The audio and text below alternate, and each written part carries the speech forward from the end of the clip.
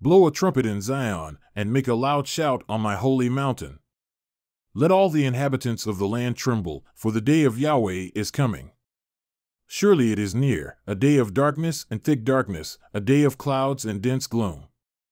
As the dawn is spread over the mountains, so there is a numerous and mighty people. There has never been anything like it, nor will there be again after it for the years from generation to generation. A fire consumes before them, and behind them a flame burns. The land is like the Garden of Eden before them, but a desolate wilderness behind them, and nothing at all escapes them. Their appearance is like the appearance of horses. And like war horses, so they run. With a noise as of chariots they leap on the tops of the mountains, like the crackling of a flame of fire consumes the stubble, like a mighty people arranged for battle. Before them the peoples are writhing. All faces turn pale. They run like mighty men. They climb up the wall like men of war. And they each march in line, and they do not deviate from their paths. They do not crowd each other. They march everyone in his path. When they fall against the defending weapons, they do not break ranks. They rush on the city. They run on the wall. They climb up into the houses. They enter through the windows like a thief. Before them the earth trembles. The heavens quake. The sun and the moon grow dark, and the stars lose their brightness. But Yahweh gives forth his voice before his military force. Surely his camp is very numerous, for mighty is he who does his word. The day of Yahweh is indeed great and very awesome, and who can endure it? Yet even now, declares Yahweh, return to me with all your heart and with fasting, weeping, and wailing. And tear your heart and not your garments. Now return to Yahweh your God, for he is gracious and compassionate, slow to anger, abounding in loving kindness, and relenting concerning evil. Who knows whether he will not turn and relent and leave a blessing behind him, even a grain offering and a drink offering for Yahweh your God? Blow a trumpet in Zion, set apart a fast as holy, call for a solemn assembly, gather the people, set apart the congregation as holy, assemble the elders, gather the infants and the nursing babies.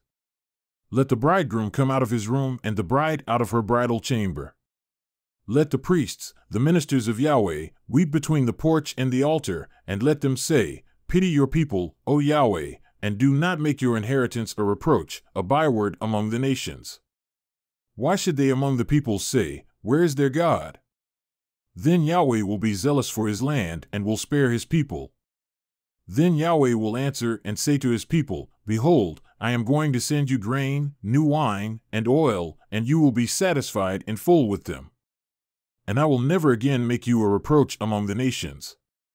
But I will remove the northern military force far from you, and I will drive it into a parched and desolate land, and its vanguard into the eastern sea, and its rearguard into the western sea. And its stench will rise up, and its foul smell will rise up, for it has done great things. Do not fear, O land, rejoice and be glad, for Yahweh has done great things. Do not fear, beasts of the field, for the pastures of the wilderness have turned green, for the tree has borne its fruit.